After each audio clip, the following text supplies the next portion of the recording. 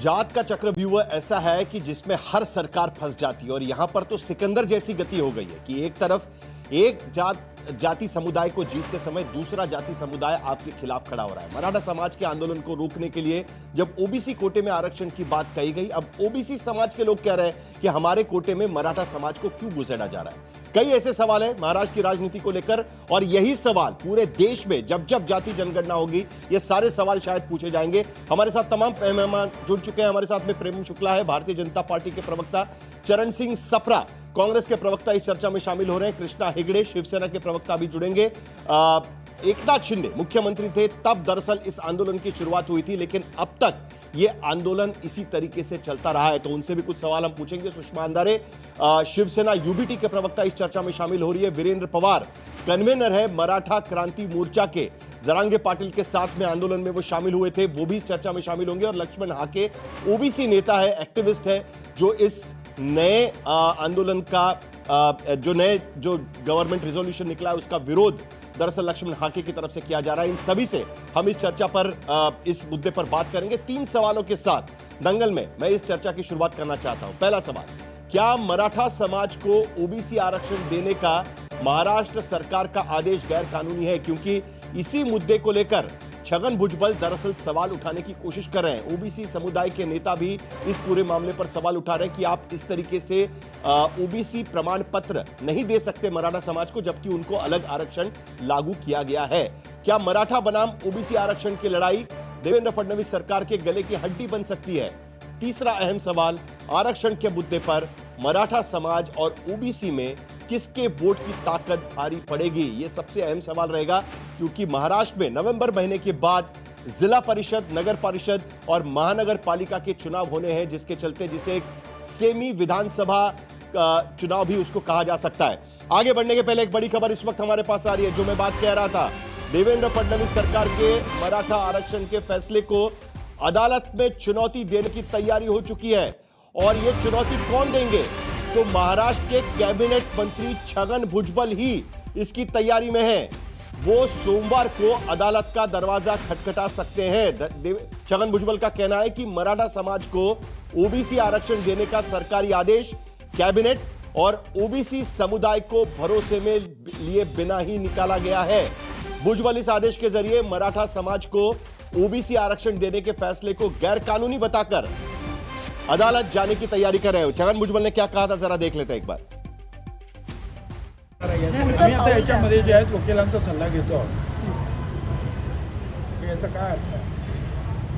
कारण कुठल्याही जातीला उचलून दुसऱ्या जातीत टाकण्याचा अधिकार कुठल्याही सरकारला नाही। जात बदलता येत नाही मला असं वाटतं।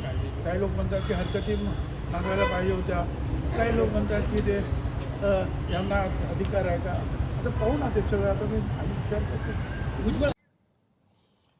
तो छगन भुजबल अपने ही सरकार के खिलाफ, जिस सरकार में वो कैबिनेट मंत्री है, उसी सरकार के फैसले के खिलाफ अदालत का दरवाजा खटखटाने की तैयारी कर रहे हैं। विपक्ष की जरूरत ही नहीं है प्रेम शुक्ला जी, छगन भुजबल ही आपके फैसले के खिलाफ खड़े होंगे यहां पर।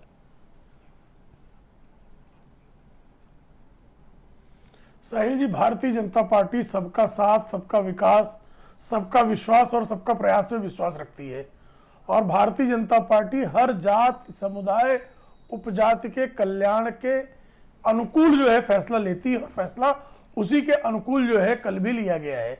आदरणीय देवेंद्र फडणवीस जी ने स्पष्ट कहा है कि हैदराबाद गजट के अनुकूल जो है मराठों को लाभ मिलेगा। अब उसमें सरसकट सारे मराठों को इसका लाभ मिलेगा, ऐसा कोई निर्णय नहीं लिया गया है। इसलिए पिछड़ी जाति के लोगों के अधिकारों के विपरीत इसका कोई परिणाम पड़ने की संभावना नहीं है। और आदरणीय छगन भुजबल जी वरिष्ठ नेता हैं, बहुत समझदार विद्वान नेता हैं। वो जब इस बात को अच्छी तरह से समझ जाएंगे कि इससे पिछड़ी जातियों के हितों पर कोई प्रतिकूल प्रभाव नहीं पड़ रहा है, तो निश्चित तौर पर उनका समाधान हो जाएगा। आज आप ही बता रहे हैं कि सरकार ने जो है ओबीसी समुदाय के लोगों को उनके हितों के संदर्भ में किसी प्रकार का प्रभाव न पड़े, इसलिए एक उप समिति का भी गठन करने का निर्णय लिया है। यह निश्चित समझें कि ना तो पिछड़ों पर कोई विपरीत परिणाम पड़ेगा और ना ही मराठों पर किसी प्रकार का अन्याय होने पाएगा। तो मराठा समुदाय को भी न्याय, ओबीसी मामला समुदाय को आज भी का नहीं, नहीं है, प्रेम शुक्ला हर जी। जाति उपजाति महाराष्ट्र आपको के भी हर पता वासी है को जो कि जब एकनाथ शिंदे मैं मुख्यमंत्री जानता हूं, थे 1980 तभी का से है ये मुद्दा चल रहा है, और उस वक्त भी जब ये तो जरांगे पाटिल 1980 इस से चल आंदोलन रहा के लिए है, निकले थे साहिल जी। तब भी ये सवाल उठाया गया था कि ओबीसी समाज के हकों की पूरी तरीके से रक्षण किया जाएगा, और तब आप ही का नारा था कि जो ओबीसी की बात करेगा वही देश पे राज करेगा। आज भुजबल वही नारा देने की कोशिश कहीं ना कहीं करने की कोशिश कर रहे हैं। प्रेम शुक्ला जी, ठीक है, हम तो सबका साथ सबका विकास की बात करते हैं, उसमें ओबीसी भी शामिल है, उसमें मराठा भी शामिल है, उसमें वंचित वर्ग के जितनी भी जातियां उपजातियां हैं सब शामिल है। हम किसी का भी हित पर किसी प्रकार का प्रतिकूल प्रभाव ना पड़े ये सुनिश्चित करते हैं। इसलिए, और ये मराठा आरक्षण का विषय कोई आज का तो है नहीं, ये 1980 का विषय है। अन्ना भाऊ साठे ने 1980 में इस पर आंदोलन प्रारंभ किया, और अन्ना भाऊ साठे के आंदोलन और उनकी जो है बाबा साहब भोसले ने स्वीकार लिया था, और उसके बाद उनकी मृत्यु हो गई दूसरे दिन, फिर मामला अधर में लटक गया। बड़ी इंटरेस्टिंग बात यही है कि आज की स्थिति में प्रेम शुक्ला जी, आपको भी पता है कि मराठा समाज को सोशली इकोनॉमिकली बैकवर्ड क्लास यानी एसी बीसी के रूप में 10% का आरक्षण महाराष्ट्र में लागू किया गया है। और आज की स्थिति में जो सवाल उठाया जा रहा है वो इस बात को लेकर सवाल उठाया जा रहा है कि मराठा समाज के, मराठवाड़ा में जो मराठा समाज के लोग हैं उन्हें ओबीसी प्रमाण पत्र देकर, कुणबी प्रमाण पत्र देकर उनकी संख्या ओबीसी में शामिल की जाएगी। और इसी को लेकर यहां पर लक्ष्मण हाके हमारे साथ जुड़ चुके हैं। जो अभी प्रेम शुक्ला कह रहे थे, लक्ष्मण हाके, क्या आप इससे संतुष्ट है कि सरकार किसी पर भी अन्याय नहीं होने देगी? जिस तरीके से मराठा समाज के लिए उन्होंने ये आरक्षण की घोषणा की है, उनका कहना है कि हमने कैबिनेट समिति भी आप बना दी है ओबीसी समाज के लिए। लक्ष्मण हाके, क्या आप इस जवाब से संतुष्ट है? आपने कुछ काला बिल्ला लगा के आप बैठे हुए यहां पर, क्या आप विरोध कर रहे हैं सरकार के फैसले का? यस, सरकार के फैसले का मतलब जीआर आज हमने तोड़ दिया है। हम ये बात कह रहे हैं कि अभी जो शुक्ला साहब ने जो बात कही है, उनको ये पहला पूछो कि अन्ना भाऊ साठे का नाम ले रहे हैं, वो अन्ना साहब पाटिल का नाम था। इनका नॉलेज कितना पूरा है इसके ये कहने से अभी दिख रहा है। ये अभी जो मेरे हाथ में जो जीआर निकाला है ये गवर्नमेंट ने, ये जीआर बेकायदा है। ये जीआर सुप्रीम कोर्ट का कोर्ट ऑफ कंटेम्प्ट करने वाला है। ये जीआर सेंट्रल बैकवर्ड कमीशन का जो निर्णय है उसके अपोज में है।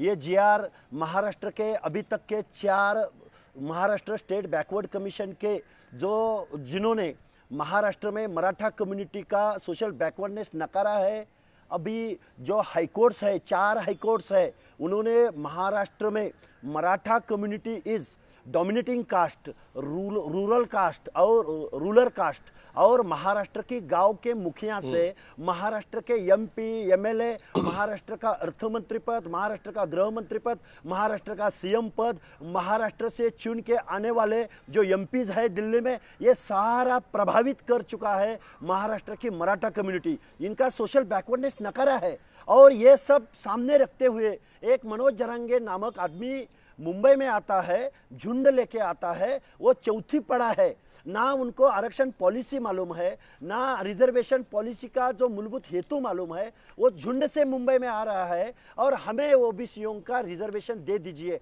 ऐसे मांग कर रहा है, और हतबल होके महाराष्ट्र, लेकिन हाके जी, महाराष्ट्र में मराठा समाज को एसीबीसी आरक्षण लागू किया गया है। 10% आरक्षण महाराष्ट्र में मराठा समाज को लागू किया गया है। क्या आप मराठा आरक्षण को विरोध कर रहे हैं या मराठा समाज को ओबीसी कोटे में आरक्षण देने को लेकर विरोध कर रहे हैं? आपका विरोध किस बात को लेकर है?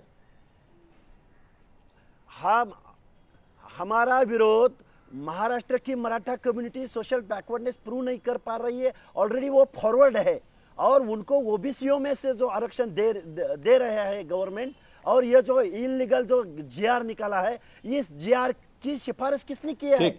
ना स्टेट बैकवर्ड कमीशन ने की है, ना सेंट्रल बैकवर्ड कमीशन ने की है।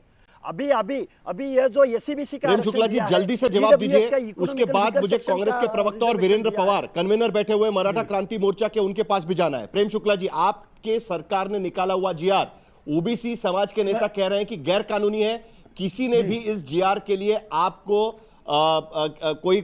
आपको कहा नहीं गया था, ना किसी की रिक्वेस्ट आई थी, लेकिन उसके बावजूद आपने ये जीआर निकाला, ये पूरी तरीके से गैर कानूनी है, उनका कहना है। प्रेम शुक्ला जी,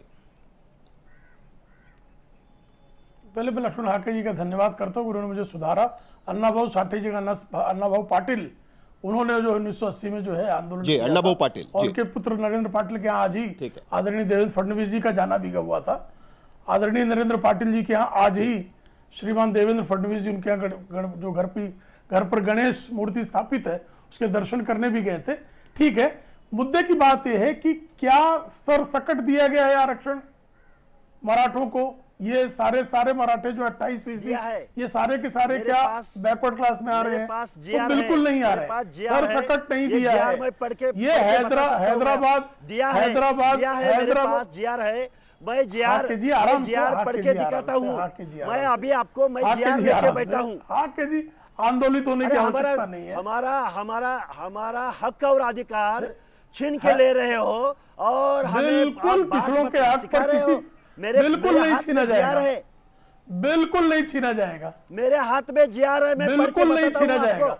पिछड़ों के अधिकारों मैं पर पढ़ के रंच मैं मात्र पढ़ भी के दिखा विपरीत सकता हूँ परिणाम आपके नहीं सामने। पड़ेगा, ये सुनिश्चित किया जाएगा। पूरा नहीं, वो का तो पूरा सबके पास ओबीसीओं GR का है, वो हक और सार्वजनिक पत्रक अधिकार है। इस GR और के तहत पूरा नहीं, खत्म हो सारा चुका है। बिल्कुल नहीं है, ये आज के आदरणीय दिन देवेंद्र फडणवीस जी ने स्पष्ट ओबीसीओं किया का है। रिजर्वेशन लक्ष्मण आके जी, एक मिनट। मैं प्रेम पढ़ के शुक्ला बता जी, सकता हूँ। आप कह रहे मैं पढ़ हैं- के बता सकता हूँ। ठीक है, बिल्कुल नहीं। लक्ष्मण आके जी, एक मिनट। प्रेम शुक्ला जी, आप कह रहे हैं कि सुनिश्चित किया जाएगा कि ओबीसी समाज के हकों का नुकसान नहीं होगा। 58 लाख मराठा समाज के बिल्कुल जो नहीं भी होगा। बैकवर्ड क्लास कमीशन बनाया गया था उसमें यह कहा गया कि 58 लाख वहां पर मराठा समाज के लोग हैं। उन सभी को अगर आप प्रमाण पत्र देंगे तो आप कैसे सुनिश्चित करेंगे कि ओबीसी कोटे में खास करके सबको जो नहीं पॉलिटिकल देंगे। आरक्षण मिलता है, जो लोकल सेल्फ गवर्नमेंट के चुनाव में पॉलिटिकल आरक्षण मिलता है, जी। उस पर असर कैसे नहीं होगा, उसका आप जवाब दीजिएगा। प्रेम शुक्ला जी, कैसे असर नहीं आप करने देंगे, उसका जवाब दीजिए। देखिए, हैदराबाद गजट बहुत स्पष्ट कहा गया है कि हैदराबाद गजट के अनुकूल जो है आरक्षण इंडिविजुअल सरसकट और सामूहिक बिल्कुल नहीं है। ये कल आदरणीय देवेंद्र फडणवीस जी ने पत्रकारों से वार्ता करते समय स्पष्टता से यह बताया है कि जिनके रक्त संबंध जो हैं पहले से जो पिछले समुदाय के कुनबी समुदाय के लिखते रहे हैं, उनसे जिनके रक्त संबंध होंगे, लक्ष्मण आके जी, ऐसे जो दस्तावेज सरकार दे कह रही है कि पाएंगे, सिर्फ मराठवाड़ा हैदराबाद में गजेटियर जो गजेट के हैदराबाद अनुकूल गैजेट लागू होता उनको ही है, मिलेगा। जो निजाम के शासन में जो जिले महाराष्ट्र के उसमें थे, सिर्फ वहां के मराठा समुदाय के लोगों को यह लागू होगा, मराठा समाज के लोगों को। बाकी सबको लागू नहीं होगा, जिनके नाम उसमें साहब, उन्हीं को लागू होगा। मेरे अरे सुनो, क्वेश्चन हो गया क्या? अभी मेरे हाथ में GR है। GR का मतलब गवर्नमेंट रिजोल्यूशन है। इसमें कहीं पे भी भौगोलिक एरिया का नाम नहीं लिखा है। इसमें ये जो महाशय बोल रहे हैं कि ओबीसीओं का असर नहीं होगा, सरसकट नहीं होगा, मेरे सामने मैं आपको पढ़ के दिखा सकता हूँ। गांव वाला आदमी, कुल में जो आता है वो आदमी और रिलेशनशिप बनने वाला आदमी अगर एक एफिडेविट दे देता है, जिसके पास कुनबी का सर्टिफिकेट है, अगर वो एक एफिडेविट दे देता है कि ये मेरे नाते में आता है, ये मेरे गांव में आता है, ये मेरे कुल में आता है, तो उनको सर्टिफिकेट देने की सिफारिश कर रहा है। ये गवर्नमेंट GR में लिखा है। इसमें कोई भी ये गांव, कुल और रिलेशंस का कोई भी डेफिनेशन इस GR में नहीं दिया है। इसका मतलब ये है कि गांव में एक आदमी के पास अगर कुनबी का सर्टिफिकेट होता है तो वो आदमी जो लक्ष्मण हाके कह रहे हैं, रिलेटिव्स को, ओबीसी समुदाय के लोगों को आज डर है कि मराठा कम्युनिटी के लोग ओबीसी समाज के आरक्षण में घुसकर उनका आरक्षण निकालने की कोशिश करेंगे। लक्ष्मण हाके यहां पर यही कहने की कोशिश कर रहे हैं। जल्दी से आपका जवाब वीरेंद्र पवार। पहले तो ये है कि लक्ष्मण हाके जी धनगर समाज से आते, उनके लिए 3.5% अलग से आरक्षण है। ओबीसी के बाद पीछे बचे हुए 343 के आसपास जो है वो ओबीसीओं में 27% में से है। विजयंती अलग नहीं है, विजयंती अलग नहीं है, वो ओबीसीओ में है। उसके बाद में जो बचे हैं उनके अन्य आते उनका सब क्लासिफिकेशन है। कुल मिलाकर कहने की बात यह है कि 27% जो मंडल आयोग की सिफारिशों के बाद महाराष्ट्र में 27% आरक्षण लागू हुआ है, उसके भीतर ही वो विजयंती समाज का भी आरक्षण आता है। हम सब क्लासिफिकेशन में नहीं जाएंगे वीरेंद्र पवार। कुल मिलाकर एक आरोप लगाने की कोशिश हो रही है। छगन भुजबल भी आज वही कहने की कोशिश कर रहे हैं कि ओबीसी समाज के आरक्षण के भीतर मराठा समाज के लोग आएंगे, उसका नुकसान हो सकता है। वीरेंद्र पवार, आपकी बात रखिए। समाज के जो लोग हैं, इनकी जो नोंद है वो कुणबी करके मिल रही है वहां पे। कुणबी यानी जो ओबीसी में है, खेती करता है वो कुणबी, और उनका वो आरक्षण में उनके लागू हो रहे हैं। उनके अगर डॉक्यूमेंट्स मिल रहे हैं तो उनको लेना चाहिए। ये डॉक्यूमेंट्स दबा के रखे थे। शिंदे कमेटी फॉर्म होने के बाद में ये सब डॉक्यूमेंट्स इनका कन्वर्जन लैंग्वेज मोडी लैंग्वेज में था, वो किया गया। लेकिन अगर आप देखेंगे कि कोंकण में रहेगा, मुंबई में रहेगा, वहां पे यूपी और इसका अलग है। पिछड़ा वर्ग है, अति पिछड़ा वर्ग है, उन लोगों को दिया गया है जिनका कोई भी नोट कुछ भी करके जा रहा है। इनको एक भी और समझना चाहिए कि मराठवाड़ा के जो प्रांत के जो लोग हैं वो निजाम राज्य से महाराष्ट्र में जुड़े, तभी एक एग्रीमेंट की तरह वो महाराष्ट्र में आए। वहां पे जब आज भी आप अगर देखेंगे तो हैदराबाद में वहां पे मराठा करके उधर आरक्षण है, लेकिन वहीं से जो आधे जो यहाँ पे महाराष्ट्र में आए उनको आरक्षण नहीं दिया गया सरकार ने, क्योंकि उनके पास जो तेलंगाना आंध्र प्रदेश में है वही महाराष्ट्र में दीजिए लक्ष्मण आके। वीरेंद्र पवार और उनके समाज के लोग वही कहने की कोशिश कर रहे हैं। गैजेटियर की बात हम लोग ने की है। ये गैजेटियर जब से लागू हो गया तब से इन लोगों की नोंद मिलेगी, और इसके लिए सरकार को जो भी करना है, हम कोई भी बेकायदेशीर नहीं कर रहे हैं। सरसकट नहीं लिया है मराठा समाज ने, हर किसी मराठे को नहीं मिल रहा है, लेकिन जिसका हक खड़ा हुआ था वो मिल रहा है। तीसरा चीज बांटिया आयोग ने कहा, जल्दी से लक्ष्मण आके आपका जवाब 20 सेकंड में, उसके बाद चरणजीत सिंह सप्रा और बाकी मेरे जो गेस्ट जुड़े हुए उनके पास भी भेजाऊंगा। लक्ष्मण आके जल्दी से जवाब आपका। मेरे हाथ में जीआर है। गवर्नमेंट ने गांव में एक आदमी जिसके पास कुनबी का सर्टिफिकेट है, उनके एफिडेविट के ऊपर एक एफिडेविट देने के बाद वो सिफारिश कर सकता है। इसका मतलब क्या है? ये समिति को संवैधानिक अधिकार है क्या ऐसी सिफारिश करने का? ऐसा जीआर निकालने का गवर्नमेंट को अधिकार ही नहीं है। वो अधिकार जो इंद्र साहनी जजमेंट है, उस जजमेंट से वो अधिकार निकाल के लिया है। वो अधिकार सेंट्रल बैकवर्ड कमीशन और स्टेट बैकवर्ड कमीशन को अधिकार है। ये गवर्नमेंट ने बेकायदा जीआर निकाला है।